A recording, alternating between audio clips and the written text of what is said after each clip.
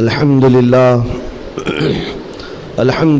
الحنان المنان الذي خلق الإنسان وعلمه البيان والصلاة والسلام على رسوله سيد الإنس والجان وعلى آله وأصحابه ذوي الخير والإحسان أما بعد فأعوذ بالله من الشيطان الرجيم بسم الله الرحمن الرحيم ومن يبتغي غير الإسلام دينا فلن يقبل منه وهو في الآخرة من الخاسرين صدق الله مولانا العظيم۔ بارگاہ رسالت معاب صلی اللہ تعالیٰ علیہ وسلم میں ایک بار درود پاک کا ہدیہ پیش کریں۔ اللہم صلی علی سیدنا و مولانا محمد معدن الجود والکرم وآلہ واصحابہ الکرام وابنہ الکریم وبارک وسلم صلاة دائمة سرمدا ابدا۔ عزیزان گرامی وقار، ایک حدیث پاک ہے، رسول گرامی وقار صلی اللہ تعالیٰ علیہ وسلم ارشاد فرماتے ہیں، ایمان کی حلاوت، ایمان کی لذت، ایمان کی جو شیرینی ہے، مٹھاس ہے، آپ کو ملی ہے یا نہیں ملی ہے یہ میں نہیں بتا سکتا ہوں، لیکن اگر پانا ہے اس کی لذت، اس کی حلاوت، ایمان کی مٹھاس ہوتی کیسے ہے، اس کے لیے حضور پاک صلی اللہ علیہ وسلم نے 3 علامتیں بتائی ہیں۔ جس شخص کے اندر یہ 3 باتیں آ جائیں تو پھر وہ ایمان کی لذت محسوس کر سکتا ہے، ایمان کی مٹھاس اسے مل سکتی ہے۔ ایمان جو ہے صرف داڑھی ٹوپی کا نام نہیں ہے، جبہ کرتے کا نام نہیں ہے، ایمان صرف جھنڈا لے کر گھومنے کا نام نہیں ہے، ایمان ایک الگ کیفیت ہے جس کا سرور بندے کو ملتا ہے، جس کی لذت اور جس کی شیرینی کو وہ بتا نہیں سکتا، اور وہ کیسے حاصل ہوتی ہے؟ 3 چیزیں میرے آقا فرماتے ہیں۔ پہلی چیز، اللہ اور اس کے رسول سے سب سے زیادہ محبت کرتا ہوں، پہلی چیز۔ اور دوسری چیز یہ ہے کہ جس سے بھی محبت کرتا ہے دنیا میں وہ صرف اللہ اس کے رسول کے لیے کرتا ہے۔ تیسری چیز ہے، کفر میں واپس لوٹنے کو اتنا سخت سمجھتا ہو جیسے آگ میں ہاتھ ڈالنے کو سخت سمجھتا ہو۔ آگ میں ہاتھ ڈالنا کسی کے لیے آسان ہوگا، لیکن کفر و شرک کی طرف جانے کو سخت ناپسند کرتا ہو۔ یہ 3 چیزیں اگر تمہارے اندر آ گئی تو ایمان کی لذت مل جائے گی، ایمان کی مٹھاس مل جائے گی۔ زندگی میں سب سے زیادہ پرائیورٹی کس چیز کو ہو؟ اللہ اور اس کے رسول کو۔ دوسری چیز، دنیا میں جس سے بھی تعلق بنے گا وہ صرف اللہ اور اس کے رسول کے لیے بنے گا۔ تیسری چیز، کفر کی طرف کبھی لوٹنا پسند ہرگز نہ کرے، بلکہ کفر کا نام سنتے ہی اس کے اندر ایسی ہیبت آ جائے کہ میں آگ میں ہاتھ ڈالنا تو پسند کروں گا لیکن کفر کی طرف ہرگز نہیں جا سکتا۔ یہ 3 چیزیں تمہارے اندر ہیں یا نہیں، آپ آبزرو کر لیں، خود آپ اس کا احتساب کر لیں کبھی بیٹھ کر کے کہ میں زندگی میں سب سے زیادہ کس سے محبت کرتا ہوں۔ اگر اللہ اس کے رسول سے سب سے زیادہ محبت کرتے ہو تو اس کا مطلب ہے کہ پہلی چیز تمہارے اندر آ گئی ہے۔ اور اپنے تعلقات کو دیکھ لو، جس سے بھی آپ کے تعلقات ہیں وہ اللہ اس کے رسول کی رضا کے لیے ہے تو دوسری چیز بھی تمہارے اندر ہے۔ اور تیسری چیز بہت امپورٹنٹ ہے جو اس زمانے کے لیے ہے، کفر کی طرف لوٹنا اتنا ناپسند کرتا ہو جتنا آگ میں جانا بھی ناپسند نہ کرتا ہو۔ یعنی آگ میں جانا جتنا اس کے لیے ناپسند ہے اس سے زیادہ کفر میں جانے کو ناپسند کرتا ہو۔ یہ چیز اگر آپ کے اندر ہے تو میرے عزیزو ایمان کی لذت مل جائے گی، ایمان کی مٹھاس مل جائے گی۔ اس دور کے حالات کے اعتبار سے میں اگر اب بات کروں، قرآن کی آیت تو 1400 سال سے یہ اعلان کر رہی ہے، وَمَن يَبْتَغِي غَيْرَ الْإِسْلَامِ دِينًا فَلَن يُقْبَلَ مِنْهُ۔ اسلام کے علاوہ کسی بھی دین کی طرف تم منہ بھی لگائے، توجہ بھی کیے تو قیامت کے دن پھر وہ سب سے بڑے گھاٹے میں ہوں گے، ہرگز قبول نہیں کیا جائے گا۔ میں بات یہاں سے شروع کرتا ہوں کہ آج لوگوں نے اس کو ہلکے میں لینا شروع کر دیا، چاپلوسی کرتے کرتے، خوشامد دوسروں کی واہواہی حاصل کرنے کے لیے کبھی پوجا پاٹ میں بھی شریک ہو گئے، کبھی ان کی رضا حاصل کرنے کے لیے ان کی محفل میں بھی بیٹھ گئے، اللہ اس کے رسول کو چھوڑ دیا۔ تمہارے دین میں کمی کس بات کی ہے؟ کتوں کو راضی کرنے کے لیے شیر کبھی کتا نہیں بنتا، ایک بات یاد رکھو، رسول پاک صلی اللہ تعالیٰ علیہ وسلم کا جو سپاہی ہے وہ ہر گھڑی ہر میدان میں سپاہی ہے. اسے کس چیز کی کمی ہے؟ کس چیز کی کمی ہے؟ جو عزت ملی ہے وہ نام مصطفیٰ سے ملی ہے. ایک صحابی ہیں حضرت نعمان، ایک بادشاہ کے ہاں گئے تھے ایمبیسیڈر بن کر کے، ترجمان حضور کے قاصد بن کر گئے تھے.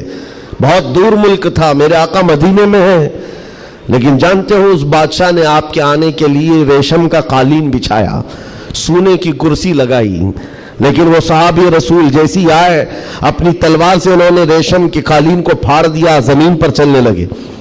اور کرسی جب سونے کی کلائی کی ہوئی کرسی بچھائی گئی ان کے لیے، بادشاہ نے بہت عزت دیا کہ محمد عربی کا قاصد آیا ہے، سفیر آیا ہے، لیکن انہوں نے کرسی کو بھی ٹھکرا دیا، کہا مجھے دوسری کرسی لاؤ. کیوں؟ صرف اس لیے. اس بادشاہ نے پوچھا کہ اتنا زیادہ غرور ہے عرب والوں میں، اتنا زیادہ ایٹیٹیوڈ ہے محمد عربی کے غلاموں میں، ان کے سفیروں میں؟ صحابی رسول نے کہا نہیں، نہ یہ غرور ہے نہ یہ تکبر ہے. میرے آقا صلی اللہ تعالیٰ علیہ وسلم نے فرمایا ریشم کا استعمال مرد کے لیے حرام ہے، سونے کا استعمال مرد کے لیے حرام ہے. تو میں مدینے میں رہوں تب بھی غلام ہوں، دنیا میں کہیں پر رہوں تب بھی میں غلام ہوں.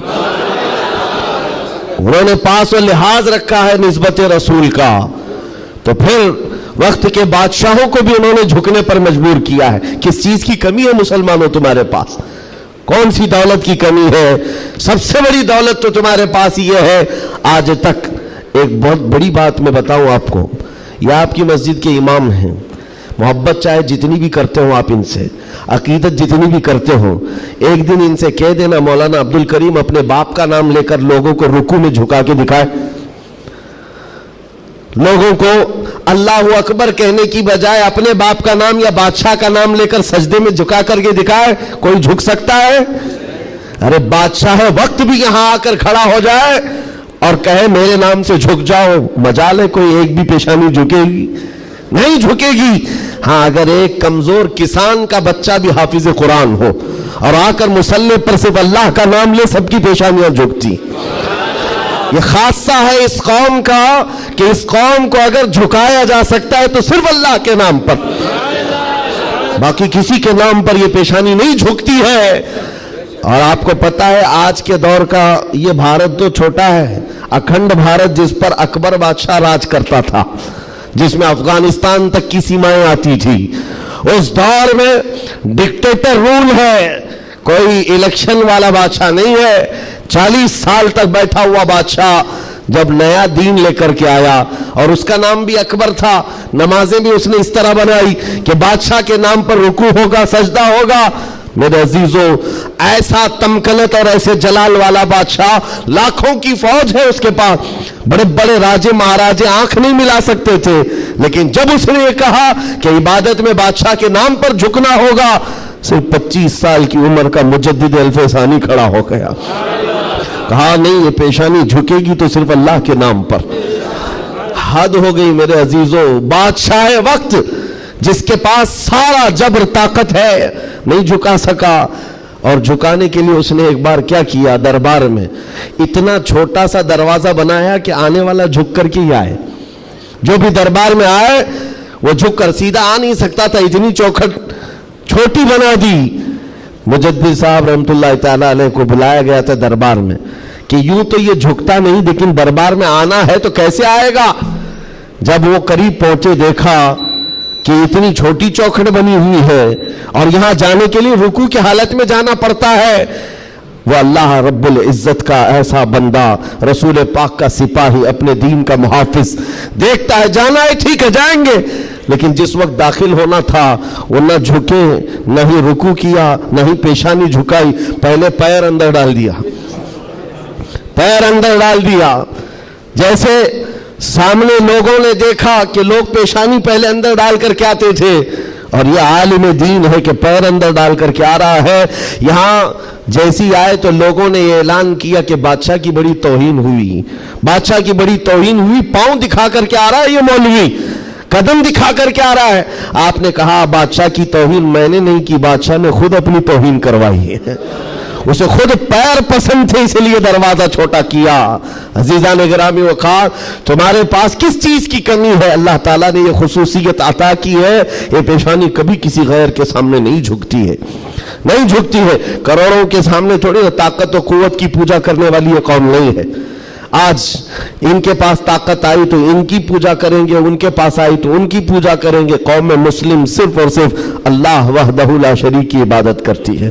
ہم رسول پاک سے بے پناہ محبت کرتے ہیں لیکن عبادت نہیں کرتے رسول کی بھی۔ حضور پاک صلی اللہ علیہ وسلم کے دربار میں بھی عبادت نہیں کرتے، تعظیم ہے، عبادت صرف اللہ کی کرتے ہیں۔ یہ خاصہ کم ہے، اسی بات سے تو پوری دنیا کو کڑن ہے اور جلن ہے کہ یہ دنیا میں ایک واحد قوم ایسی ہے۔ مجھے بتاؤ، ان سب کو جھکنے کے لیے مورتیاں دیکھنا پڑتا ہے، ہاں عبادت کرنے کے لیے اپنے اپنے خداؤں کی صورت اور مورت بنائی ہوئی ہے۔ پوری دنیا میں کروڑوں مسجدیں ہوں گی، کسی بھی مسجد میں خدا کی کوئی تصویر ہے؟ کہیں کوئی تصویر بنائی گئی ہے اللہ کی کہ اسے دیکھنا ہوگا پھر جھکنا ہوگا؟ عیسائی ہوں کہ یہودی ہوں کہ ہندو ہوں کہ کوئی بھی قوم ہو، سبوں نے کچھ نہ کچھ مورت بنائی ہے۔ صرف یہ تنہا قوم ہے جو بنا دیکھے اللہ کی بارگاہ میں سجدہ کرتی۔ یؤمنون بالغیب، اللہ نے تعریف میں فرمایا ہے یہ غیب پر ایمان لانے والی جماعت ہے، اور جس کا ایمان ہی اتنا مضبوط ہے خدا کو دیکھا کبھی نہیں اور جھکتے ہیں۔ آج تک امام صاحب کے پیجامے کو لے کر سوالات ہوتے رہے، امام صاحب کے آنے جانے کو لے کر سوالات ہوتے رہے، کوئی ایک بندہ بھی مجھے بتاؤ آ کر امام صاحب سے کہتا ہے ہر دن آپ جھکاتے ہیں کبھی اللہ کو دکھاتے کیوں نہیں؟ کوئی نہیں پوچھتا، ہر ایک کو پتا ہے ہمارا ایمان ہی ہے غیب پر ایمان لانے والی قوم۔ عزیزان گرامی وقار، اب میں آگے بات کرتا ہوں، جب اتنی خصوصیات تمہارے پاس ہے تو پھر اگر چہرہ کسی اور کی طرف جائے تو میں سمجھتا ہوں وہ دنیا کا بدترین آدمی ہے، بد نصیب آدمی ہے، جس کو اللہ نے سب سے بڑی نعمت دی تھی اور وہ ٹھکرا کر کے دوسروں کی جھولی میں چلا گیا۔ اسی لیے قرآن کہتا ہے وَمَنْ يَبْتَغِ غَيْرَ الْإِسْلَامِ دِينًا فَلَنْ يُقْبَلَ مِنْهُ، جو اسلام کے علاوہ کسی دوسرے دین کی طرف پھر گیا قیامت کے دن ہرگز اسے قبول نہیں کیا جائے گا۔ وَهُوَ فِي الْآخِرَةِ مِنَ الْخَاسِرِينَ، وہ آخرت میں بہت بڑے گھاٹے میں ہوگا۔ میں ایک مثال دیتا ہوں آپ کو، ایک جو گھٹنا گھٹی ہے، ایک حادثہ مکہ مکرمہ کا، ایک حادثہ جو لکھا ہوا ہے کتابوں میں۔ قبرستان میں ایک وہاں پر جب کسی کا انتقال ہوا، ایک صاحب ہیں وہ حاجی ہیں، وہ کہتے ہیں کہ جب قبرستان میں ہم گئے تو دفن کرنے کے لیے قبر میں قبرستان کی ساری چیزیں بھری ہوئی تھی، تو لوگوں نے ایک قبر بتائی، ایک حاجی صاحب کا انتقال ہوا تھا، کہا کہ ان کو اسی قبر میں دفن کرنا ہے۔ لوگوں نے کہا یہاں ایک عالم دین کی قبر ہے۔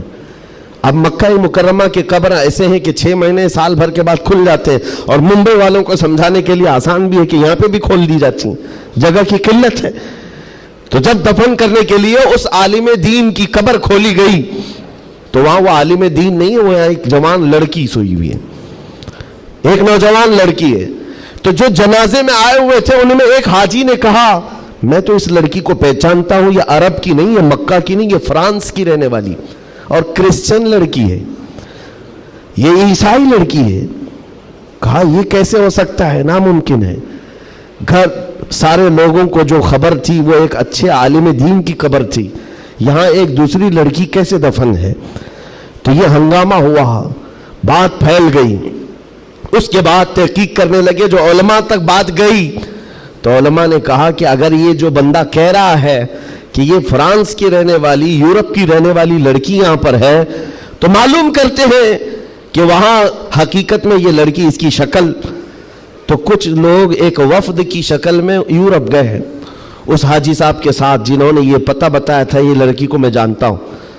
جا کر کے اس کے گھر معلوم کیا کہ کیا تمہارے گھر میں فلاں فلاں شکل کی یہ لڑکی تھی؟ کہا ہاں، انتقال ہوا تھا، چند ہی مہینے ہوئے انتقال ہوا ہے۔ کہا کیا کیا تم نے؟ کہا ہم عیسائی رسم و رواج کے اعتبار سے اپنے قبرستان میں دفن کیا ہے، ہم کرسچن ہیں، عیسائی رسم و رواج سے ہم نے دفن کیا۔ تو جو گیا تھا وفد، اس نے پوچھا کہ کچھ اس کی عجیب چیزیں تھی؟ تو لوگوں نے کہا کہ ہاں ایک چیز تھی، ہمیں اندازہ ہو گیا تھا کہ وہ اسلام لا چکی تھی، ہم نے اس کو مارا توڑا، بہت کچھ کیا ہے۔ تو پھر یہ بات خبر پھیلی اس لڑکی کے اسلام لانے کی، تو مقامی علماء کو پوچھا گیا۔ ایک عالم دین نے کہا ہاں وہ لڑکی دل و جان سے اسلام کو قبول کرتی تھی اور پیارے حبیب صلی اللہ علیہ وسلم سے بے پناہ محبت کرتی تھی، اور گھر والوں کے ظلم و ستم کو سہ نہ سکی، جان دے گئی اور مر گئی۔ لیکن ہم مجبور تھے، گھر والوں سے ہم کچھ نہیں کر سکتے تھے، لیکن اس لڑکی نے ایک مرتبہ کہا تھا کہ میرے مرنے کے بعد میرے آخری رسم و رواج اسلام کے مطابق ہو، ہم نہیں کر سکے کیونکہ خفیہ طور پر وہ مسلمان تھی، ہم ایکشن نہیں لے سکتے تھے، اور ہمیں اس بات کا افسوس ہے کہ اسے عیسائی قبرستان میں دفن کر دیا گیا۔ سنو حیرت کی بات ہے، لوگ ایک بہت عجیب اچنبے میں پڑتے جا رہے ہیں، نئی نئی باتیں کھلتی جا رہی۔ تو اس کے بعد یہ فیصلہ ہوا کہ آئے ہوئے وفد نے اور گھر والوں کو اطلاع دے کر کے کہ ہم چلتے ہیں جس قبرستان میں آپ نے اپنی بیٹی کو دفن کیا ہے، ہم جا کر کے دیکھنا چاہتے ہیں وہاں۔ ہاں، تو عیسائی قبرستان میں بڑی مشکل سے انہوں نے کہا کہ ٹھیک ہے، قبر کھولی گئی تو وہاں وہ عالم دین سویا ہوا جس کو مکہ میں دفن کیا گیا تھا۔ اب حیرت کی انتہا اور ہو گئی، اس کا اس عیسائی قبرستان میں کیا لینا دینا، یہ آیا کیسے، یہاں پہنچا کیسے؟ میرے عزیزو، یہ بات اگر لکھی ہوئی نہ ہوتی تو میں کبھی نہیں کہتا۔ اور جب اور حیرت بڑھ گئی، وہ وفد علماء کا واپس آیا، کہا کہ اس راز کو ہم معلوم کرتے ہیں اس عالم کے گھر سے ہی۔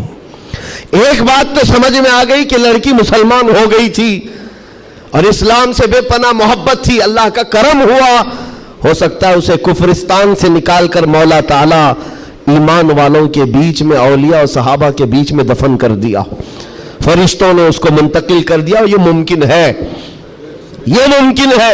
لیکن اس کے ساتھ کیا ہوا ہے، یہ مسلمانوں کے قبرستان سے کرسچن اور عیسائیوں میں کیسے آ گیا؟ گئے واپس جانے کے بعد بہت قابل توجہ بات کر رہا ہوں، اور اس زمانے کی بہت ہی امپورٹنٹ چیز آپ کو میں بتا رہا ہوں، دل دہلا دینے والی چیز ہے۔ واپس آنے کے بعد اس عالم کے گھر گئے لوگ، اس کی بیوی موجود تھی جو بیوہ تھی، جا کر پوچھا کہ تیرے شوہر کے بارے میں ہمیں کچھ معلومات حاصل کرنی ہے۔ اس نے کہا بتائیے کیا ہے؟ کہا کہ کیسا تھا وہ؟ کہا اس کے اخلاق بہت اچھے تھے، اور نمازوں کی، کہا ایک نماز بھی قضا نہیں کرتا تھا، پابند تھا، لین دین میں سب چیزوں میں اچھا تھا۔ پھر بچا کیا؟ بیوی ساری چیزیں اچھی بتا رہی، مسلمان ہے۔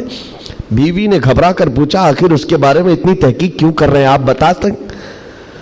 تو علماء نے کہا کہ بتانے کے لائق نہیں ہے، لیکن سن لو، تمہارا شوہر مکہ کے قبرستان میں نہیں ہے، عیسائیوں کے قبرستان میں ملا، اس کی قبر میں وہ موجود نہیں۔ وہ دھاڑے مار کر رونے لگی کہ ہائے کیا ہو گیا میرے شوہر کے ساتھ، وہ عیسائیوں کے قبرستان میں کیسے پہنچ گیا؟ اور جب اس کا غم میں کچھ افاقہ ہوا تو خاتون کہتی ایک بات ہے جو بات مجھے آج کہنا ہے، توجہ، عورت کہتی ایک بات ہے، میرا شوہر سب اچھا تھا، لیکن کیا ہے جانتے ہو، جب ہم لوگ رات کو سوتے یا جمع کرتے غسل واجب ہوتا تو ہر بار میرا شوہر ایک بات کہتا کہ عیسائیوں کے مذہب میں کتنا اچھا ہے کہ غسل واجب نہیں ہوتا، یہ ہمارے اسلام میں ہے کہ بار بار نہانا پڑتا ہے، عیسائیوں کے مذہب میں جو ہے جمع کرنے کے بعد غسل واجب نہیں ہوتا، کتنا اچھا ہے۔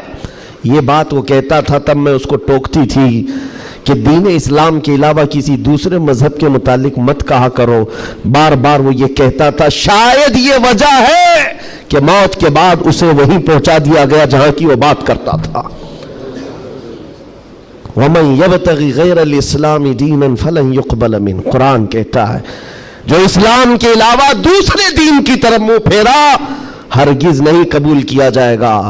اور میرے آقا فرماتے ہیں من تشبہ بقوم فہو منہم، جس نے کسی دوسری قوم کی مشابہت اختیار کی، قیامت کے دن اسی قوم کے ساتھ اسے اٹھایا جائے گا، اسی قوم کے ساتھ اٹھایا جائے گا۔ مسلمانوں، آج ایمان مضبوط کرنے کا وقت آ گیا آپ کے۔ ہواؤں کو دیکھ کر، طوفانوں کو دیکھ کر آپ اپنے دین میں ذرا بھی لچک نہ لانا، کلمہ طیبہ پر اگر حملے ہونے لگے تو کیا تم اپنا کلمہ بدل لو گے؟ اذان سے اگر کسی کو نفرت ہونے لگی تو کیا اذان کی کلمے بدل لو گے؟ یہ دنیا اگر تم بدلنے لگ گئے تو اتنا بدلے گی کہ انسان کی بجائے کتا بنا کر رکھ دے، تب بھی وہ راضی نہیں ہوں گے، تب بھی وہ راضی نہیں ہوں گے۔ ہم نے دیکھا ہے ان لوگوں کو جو آج بھی دھوتیاں اٹھا کر کے چلتے ہیں، جوتیاں اٹھا کر کے چلتے ہیں، ان کی حیثیت کیا ہے آج؟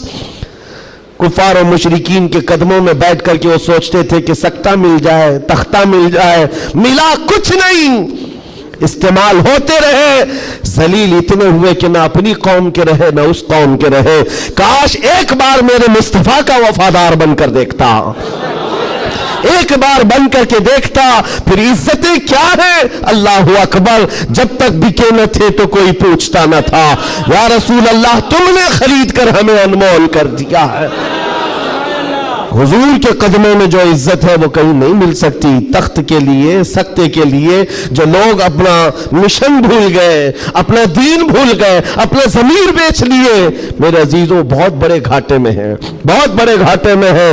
زندگی میں ایک بات یاد رکھو، اسی لیے میں نے اسی حدیث سے یہ بات شروع کی۔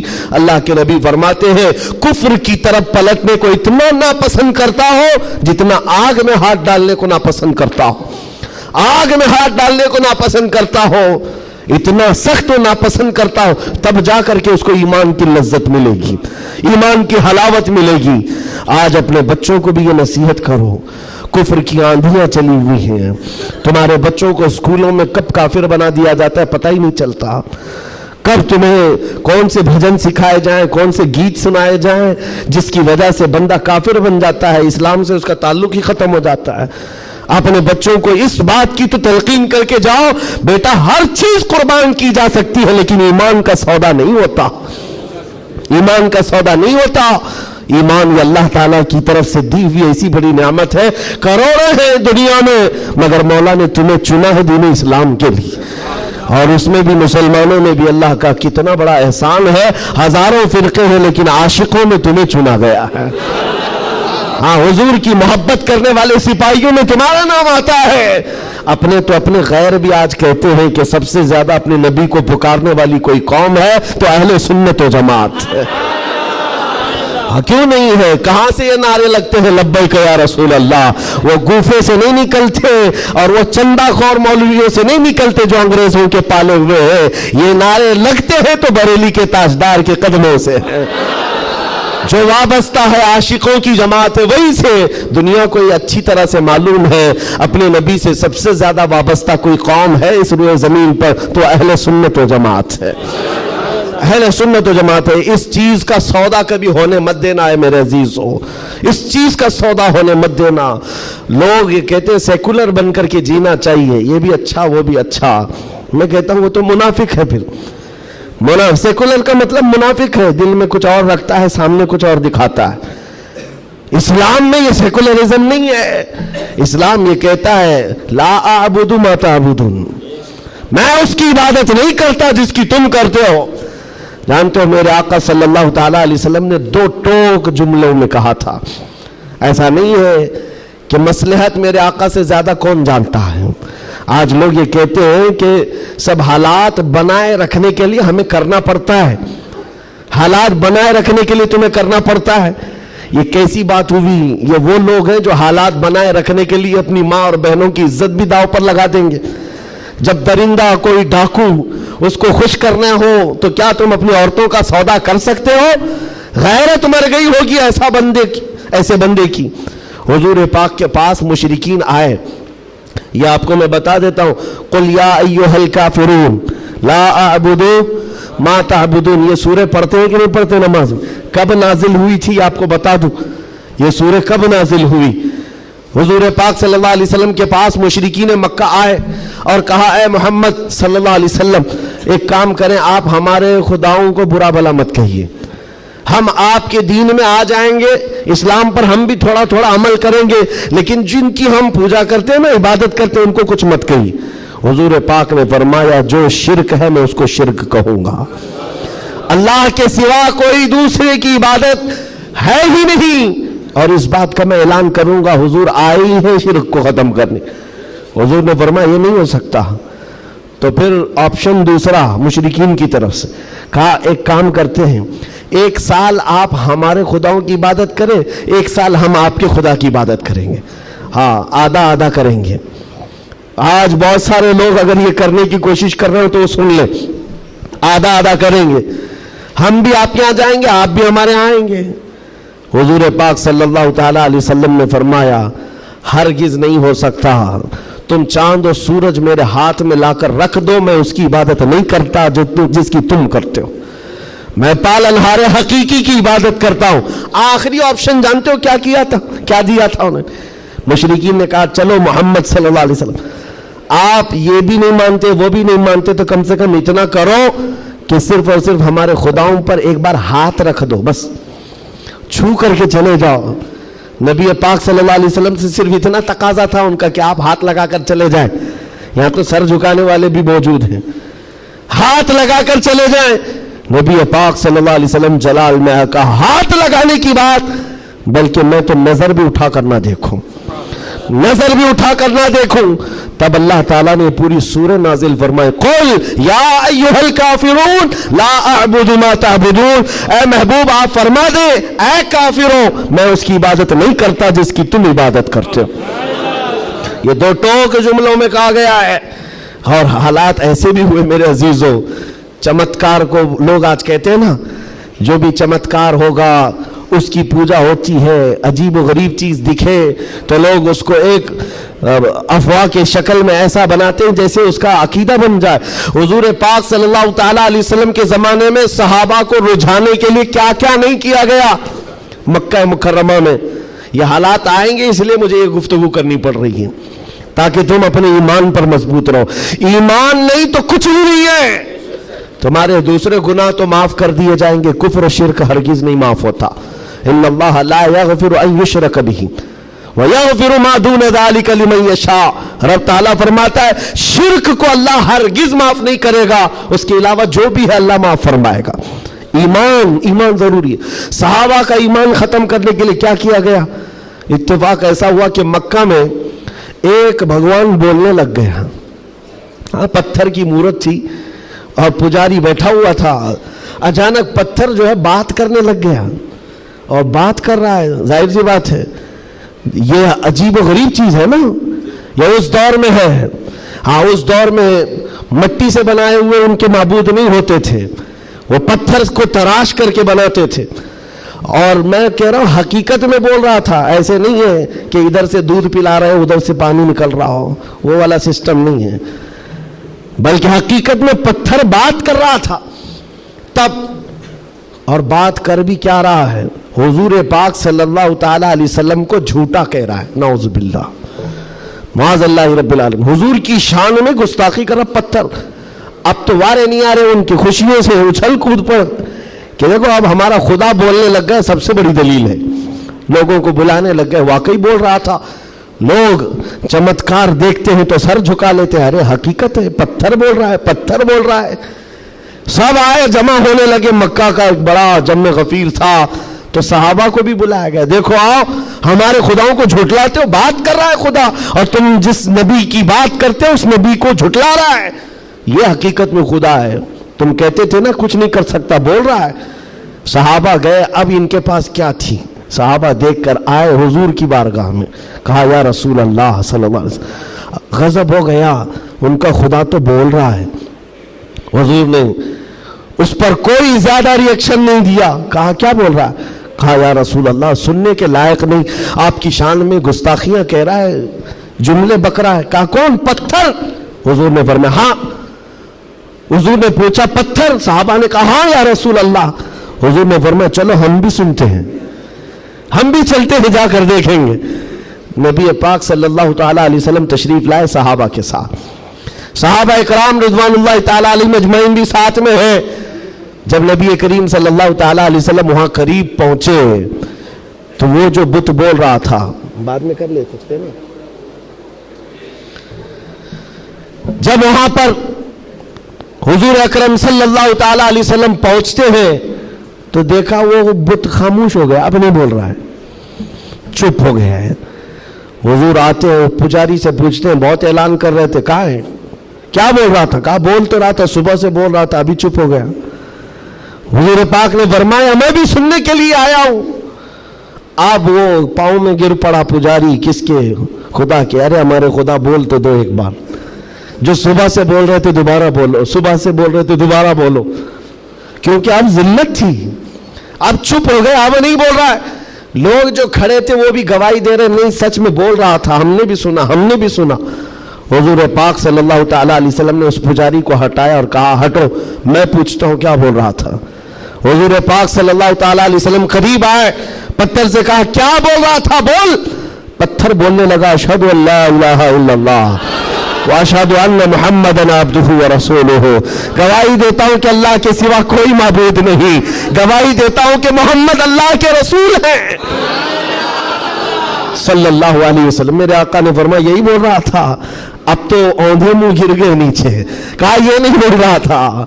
लेकिन अब हुजूर पाक सल्लल्लाहु ताला अलैहि वसल्लम ने पूछा बताओ क्या इसकी इस बात पर ईमान लाते हो, जो ये कह रहा है इस पर ईमान लाते हो? पुजारियों ने ऐलान किया और वावेला मचा, नहीं मोहम्मद ने जादू कर दिया सल्लल्लाहु अलैहि वसल्लम, नाउज़ बिल्लाह। जब बात ना बन पड़े, कैसा खुदा है जिस पर भी जादू चलता है, खुदा के ऊपर भी जादू चल गया है तो फिर बाकी बचा क्या है। हुजूर पाक सल्लल्लाहु ताला अलैहि वसल्लम वापस तशरीफ लाए। ऐसा हो सकता है? अब आपको मैं बताता हूं हकीकत क्या है। अगर तुम्हारी जिंदगी में कभी कोई बोलने लग जाए तो ईमान से हाथ मत धोना। हाँ, कोई झाड़ भी बोलने लग जाए, दरख्त बोल ले, पत्थर बोलने लग जाए, तो तुम्हें पहले से मैं बता रहा हूं ईमान से हाथ मत धोना। हो सकता है ये चीजें हो। अब तो करंट का जमाना है, बैटरी लगा करके कुछ भी बोला जाए, लेकिन उस दौर की बात कर रहा हूं जब कोई बैटरी और सेल नहीं थी। अब तो गुड्डी गुड़िया भी बोलती है। उस दौर में क्या हुआ, क्या था, पत्थर बोला कैसे? नबी पाक सल्लल्लाहु ताला अलैहि वसल्लम वापस तशरीफ ले जा रहे थे, बीच रास्ते में मेरे आका खड़े हो गए। एक साहब आए जंगल की तरफ से, उनके हाथों में तलवार थी, खून था। नबी पाक सल्लल्लाहु अलैहि वसल्लम उनसे गुफ्तगू करते रहे, फिर वो अचानक गायब हो गए। पूछा साहबा ने कौन थे? हुजूर फरमाते हैं वो जिन्नात में से मेरे एक सहाबी हैं, जिन्नात में ईमान लाए हुए। हुजूर से पूछा साहबा ने क्या मामला है? कहा उस मेरे सहाबी ने खबर दी कि एक मुशरिक और काफिर जिन था जो पत्थर में जाकर के बोल रहा था, पत्थर में जाकर वो बोल रहा था, जिन की आवाज थी और काफिरों को लुभा रहा था, आपके खिलाफ बोल रहा था। और हमें ये खबर मिली, हम अपने मोहल्ले में बैठे थे, जिन्नात के भी मोहल्ले हैं, आबादियां हैं, सब हैं। वो जिन साहबी कहते मुझे खबर मिली कि एक गुस्ताख, एक काफिर पत्थर में घुसकर आपके खिलाफ बोल रहा है। उसी वक्त में तलवार लेकर के निकला और जिस वक्त आया तो इत्तेफाक था कि आप भी वहां पर तशरीफ लाए हुए थे। मैं उस आपके आने से पहले उसका कत्ल कर चुका था और जब आपने फरमाया पत्थर को बोल, क्या बोल रहा था, तब मैंने कहा था अशहदु अल्ला इलाहा इल्लल्लाह।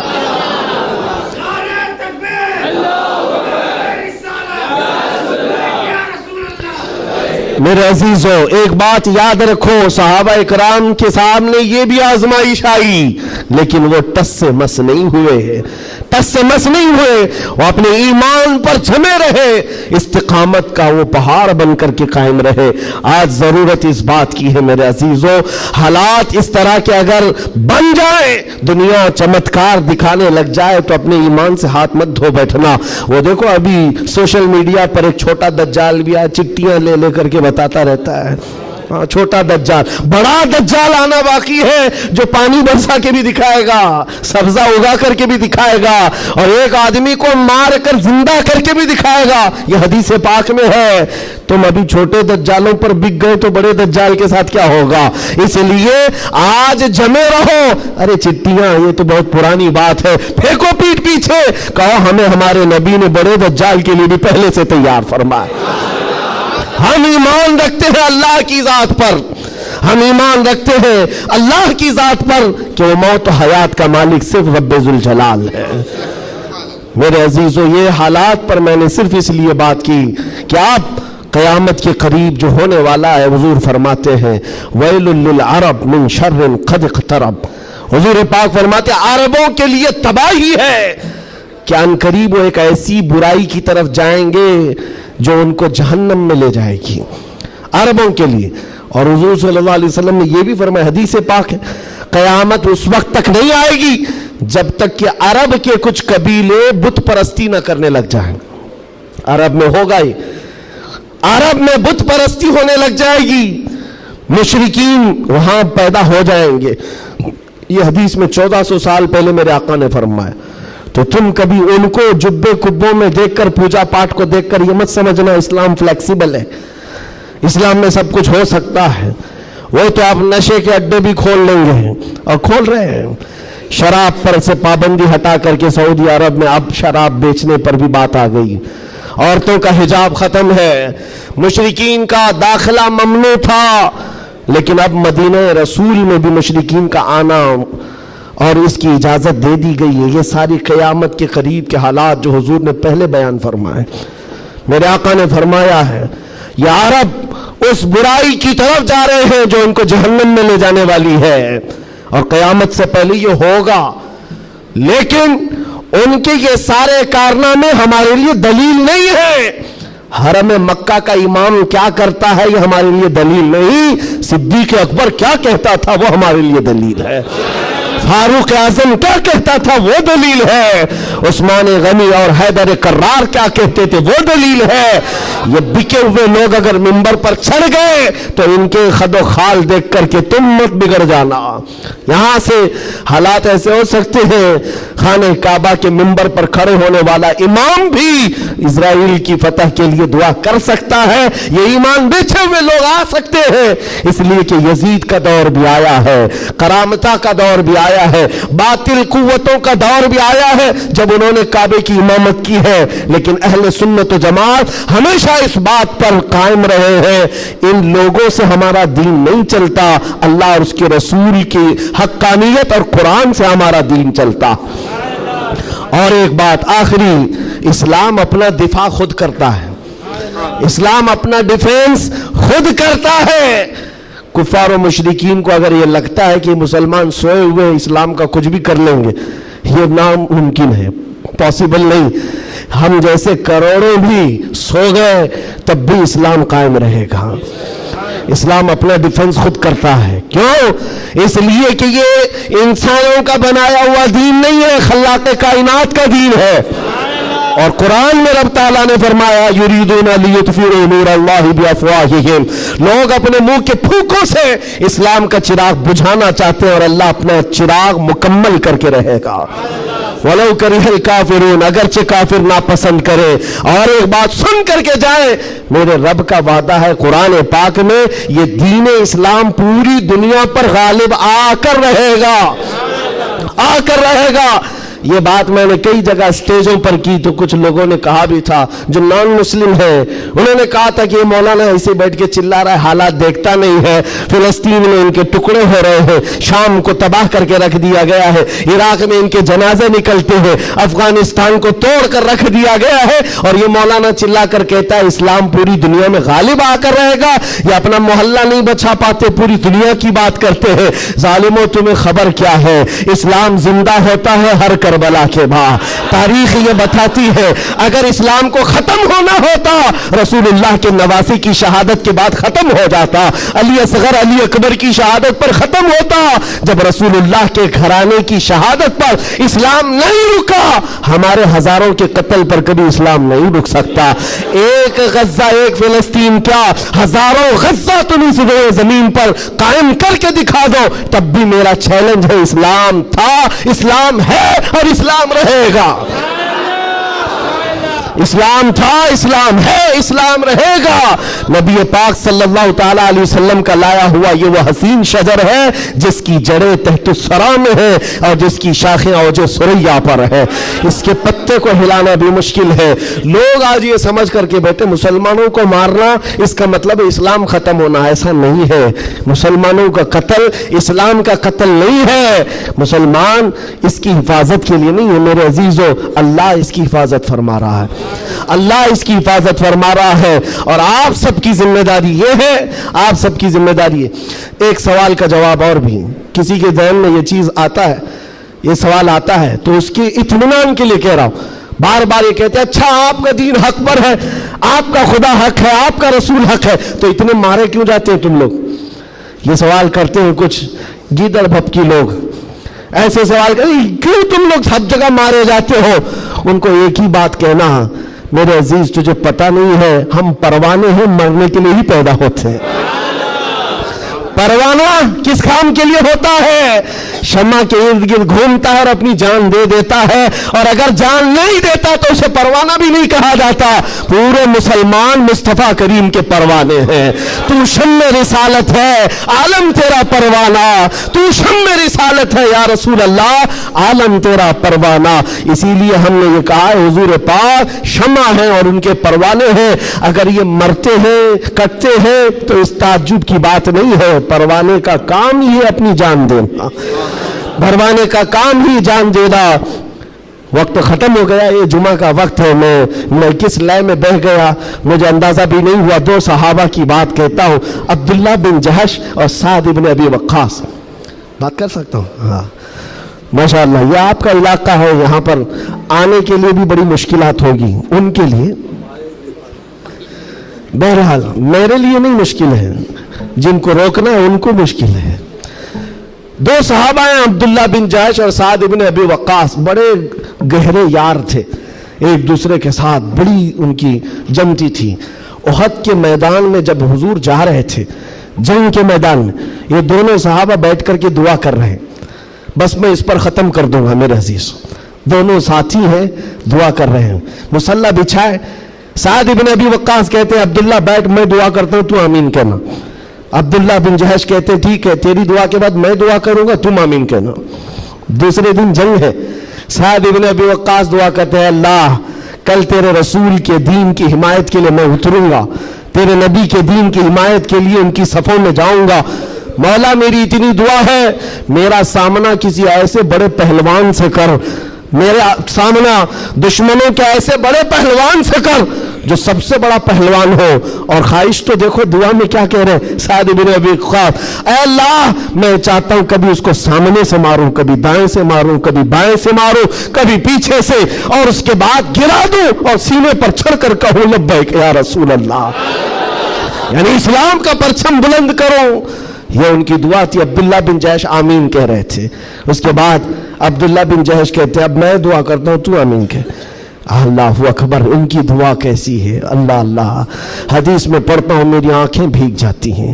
عبداللہ بن جہش کہتے ہیں اے اللہ کل تیرا رسول میدان میں اتر رہا ہے، اور احد کے میدان میں جب میں تیرے دین کی حمایت کے لیے اتروں تو دشمنوں کی طرف میں بڑھ کر چلا جاؤں تیری محبت میں، تیرے نبی کی محبت میں۔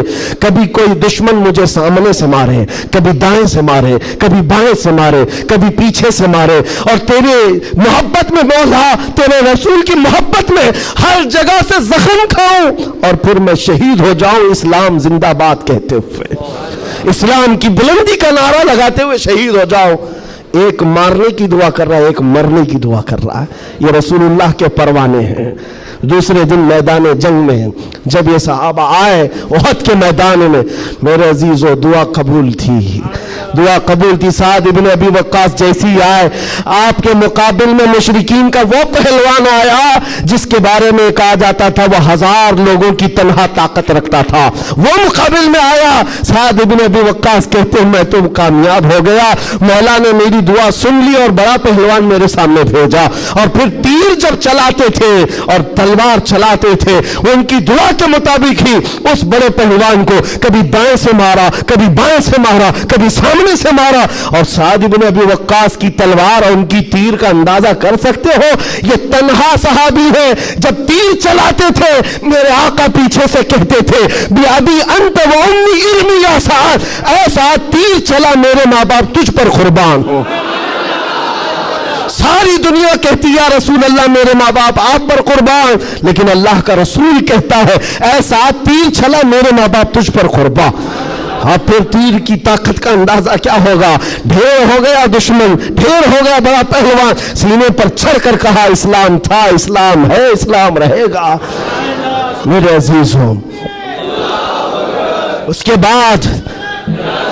بعد جب جنگ کا خاتمہ ہوا شام کے وقت، یہ جنگ شکست میں بدل گئی تھی، پہلے فتح ہوئی پھر شکست ہوئی، 70 صحابہ شہید ہوئے۔ سعد بن ابی وقاص وہ ڈھونڈتے رہے میرا جگری یار کہاں ہے، عبداللہ بن جہش کہاں ہے، اپنا جگری یار جس کے ساتھ اٹھتے بیٹھتے، جن کے ساتھ بیٹھ کر لمبی باتیں ہوتی تھی۔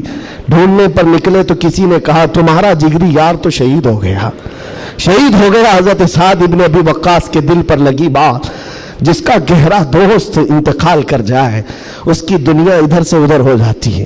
سعد ابن ابی وقاص کہتے ہیں میں دیکھنا چاہتا ہوں میرے جگری یار کو۔ ڈھونڈتے ہوئے آئے، لوگوں نے کہا عبداللہ بن جہش کو ماننا پڑے گا، ایسا لڑا کہ نرغے میں چلا گیا۔ سعد بن ابی وقاص پوچھتے کیا ہوا ان کے ساتھ؟ لوگوں نے روتے ہوئے کہا عبداللہ بن جہش کو لوگ دائیں سے بھی مار رہے تھے، بائیں سے بھی مار رہے تھے، سامنے سے بھی مار رہے تھے، پیچھے سے بھی مار رہے تھے، مارتے مارتے شہید کیا، ان کے جسم کے 80 ٹکڑے کر دیے تھے، 80 ٹکڑے۔ ان کے ٹکڑوں کو رسی میں پیرو کر کافروں نے ہار بنا کر پہن لیا۔ حضرت سعد بن ابی وقاص قریب آتے ہیں اور جسم کے ان کے ٹکڑے زمین پر گرے ہوئے تھے، جو گرم گوشت تھا اٹھایا۔ سعد بن ابی وقاص کہتے عبداللہ تو مجھے چھوڑ کر چلا گیا، لیکن کل رات ہم نے دعا کی تھی، اللہ نے میری دعا بھی قبول کی، تیری دعا بھی قبول کی۔